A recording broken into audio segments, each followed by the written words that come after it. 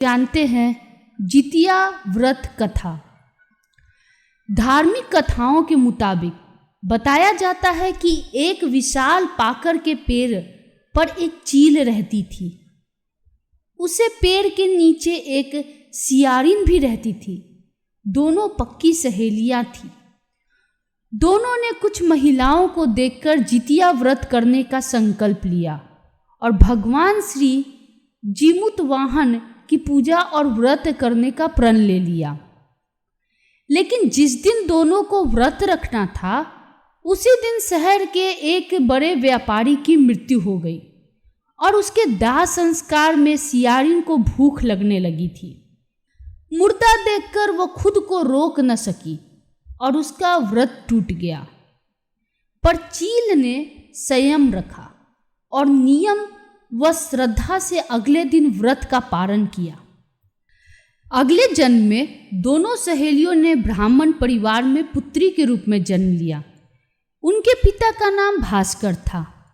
चील बड़ी बहन बनी और सियारन छोटी बहन के रूप में जन्मी।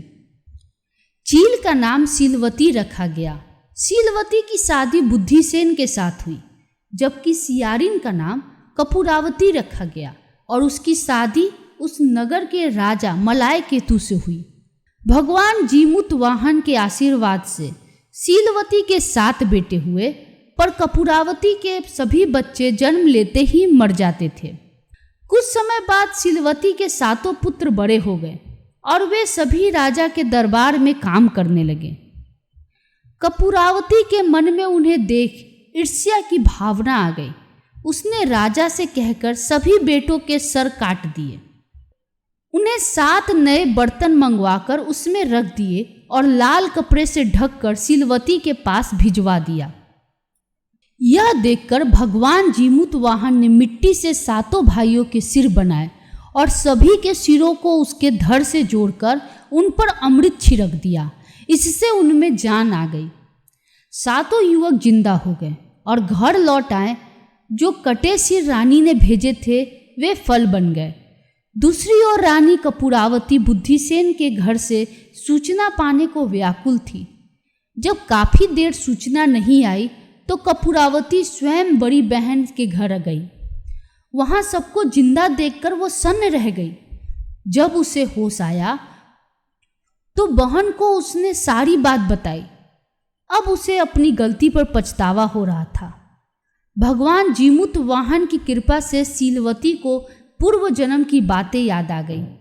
वह कपूरावती को लेकर उसी पाकर के पेड़ के पास गई और उसे सारी बातें बताई। कपूरावती बेहोश हो गई और मर गई। जब राजा को इसकी खबर मिली तो उन्होंने उसी जगह पर जाकर पाकर के पेड़ के नीचे कपूरावती का दाह संस्कार कर दिया। जितिया व्रत की पौराणिक कथा। पौराणिक कथा के अनुसार महाभारत युद्ध के दौरान अश्वत्थामा पिता की मौत का समाचार सुनकर बेहद नाराज हो गए थे। वे मन में बदले की भावना लेकर पांडवों के शिविर में आ गए। शिविर में 5 लोग सो रहे थे, जिसे अश्वत्थामा ने पांडव समझकर मृत्यु लोक पहुंचा दिया था। मारे गए ये 5 लोग द्रौपदी की संतान कही जाती है। इस घटना के बाद अर्जुन ने अश्वत्थामा को बंदी बनाकर उनकी दिव्य मणि छीन ली, जिससे क्रोधित होकर अश्वत्थामा ने गर्भ में पल रहे अभिमन्यु के बच्चे को मौत के घाट उतार दिया। इसके बाद भगवान कृष्ण ने अभिमन्यु की पत्नी उत्तरा की अजन्मी संतान को अपने सभी पुण्य का फल देकर गर्भ में ही जीवित कर दिया। गर्भ में पल रहे इस बच्चे को जीवित पुत्रिका का नाम दिया गया। तभी से माताओं द्वारा बच्चे की लंबी उम्र और रक्षा की कामना के लिए जीवित पुत्रिका व्रत रखने की परंपरा आरंभ हुई। जीमूतवाहन और शंखचूड़ की कथा। रुद्र किंकर बैताल ने राजा विक्रमादित्य से कहा, महाराज, कन्नौज में दानशील सत्यवादी एवं देवी पूजन में तत्पर एक ब्राह्मण रहता था। वह प्रतिग्रह से प्राप्त द्रव्य का दान कर देता था। एक बार शारदीय नवदुर्गा का व्रत आया। उसे दान में कुछ भी द्रव्य प्राप्त नहीं हो सका। अतः वो बहुत चिंतित हो गया। सोचने लगा, कौन सा उपाय करूं जिससे मुझे द्रव्य की प्राप्ति हो। मैंने दुर्गा पूजा में कन्याओं को निमंत्रित किया है, अब उन्हें कैसे भोजन कराऊंगा। वह इसी चिंता में निमग्न हो रहा था कि देवी की कृपा से उसे अनायास 5 मुद्राएं प्राप्त हो गई और उसी से उसने व्रत संपन्न किया। उसने 9 दिनों तक निराहार व्रत किया था। उस व्रत के प्रभाव से मरकर उसने देव स्वरूप को प्राप्त किया। फलतः वह विद्याधरों का स्वामी जीमूत केतु हुआ। वह हिमालय पर्वत के रम्य स्थान में रहता था। वहां वह भक्तिपूर्वक कल्प वृक्ष की पूजा भी करता था। उस वृक्ष के प्रभाव से उसे सभी कलाओं में कुशल जीमूत वाहन नामक एक पुत्र हुआ। पूर्व जन्म में वो जीमूत वाहन मध्य प्रदेश का सूरसेन नामक राजा था। किसी समय वो राजा सूरसेन आखेट के लिए महर्षि वाल्मीकि की निवास भूमि उत्पलावर्त नामक वन में आया। वहां चैत्र शुक्ल नवमी को उसने विधिवत राम जन्म का श्री राम नवमी उत्सव किया। उसने महर्षि वाल्मीकि की कुटी में रात्रि जागरण भी किया। राममयी गाथा के श्रवण जन्य पुण्य के प्रभाव से वह सूरसेन राजा ही जीमूत केतु के पुत्र के रूप में जीमूत वाहन नामक विद्याधर हुआ। उस महात्मा जीमूत वाहन ने भी कल्प वृक्ष की श्रद्धा पूर्वक वर मांगने को कहा। इस पर जीमूत वाहन ने कहा, महावृक्ष, मेरा नगर आपकी कृपा से धन्य धान्य संपन्न हो जाए।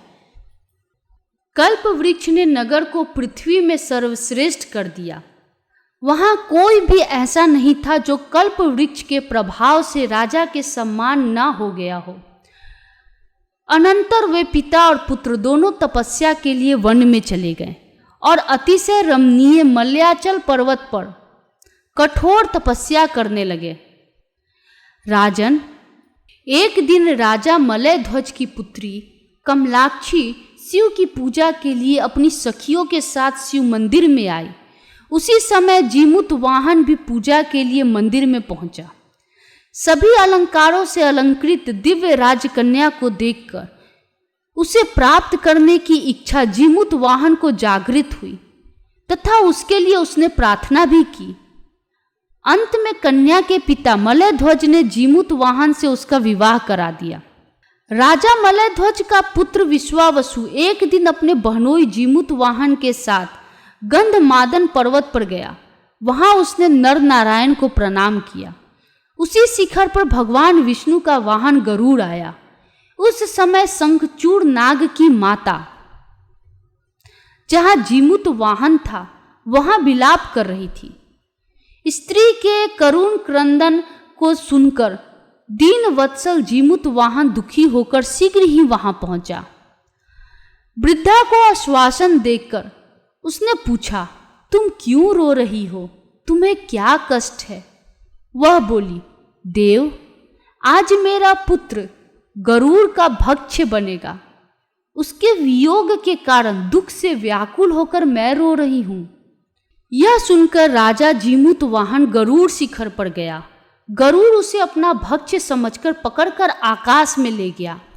जीमूत वाहन की पत्नी कमलाक्षी आकाश में गरुड़ के द्वारा भक्षण किए जाते हुए अपने पति को देखकर दुख से रोने लगी, परंतु बिना कष्ट के खाए जाते उस जीमूत वाहन को मानव रूप में देखकर गरुड़ डर गया और जीमूत वाहन से कहने लगा, तुम मेरे भक्ष्य क्यों बन गए? इस पर उसने कहा, शंखचूड़ नाग की माता बड़ी दुखी थी। उसके पुत्र की रक्षा के लिए मैं तुम्हारे पास आया। जब यह घटना शंखचूड़ नाग को मालूम हुआ तो दुखी होकर वह शीघ्र ही गरुड़ के पास आया और कहने लगा, कृपा सागर, आपके भोजन के लिए मैं उपस्थित हूँ।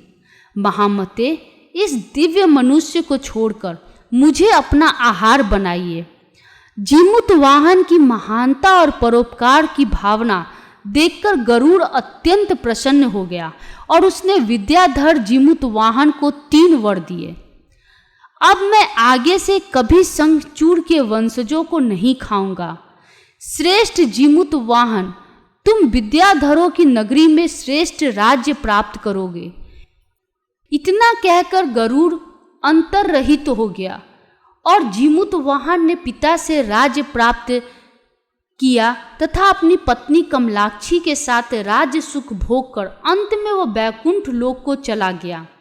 बैताल ने राजा से पूछा, भूपते, अब आप बताइए कि शंखचूड़ तथा जीमूतवाहन इन दोनों में किसको महान फल प्राप्त हुआ और दोनों में कौन अधिक साहसी था?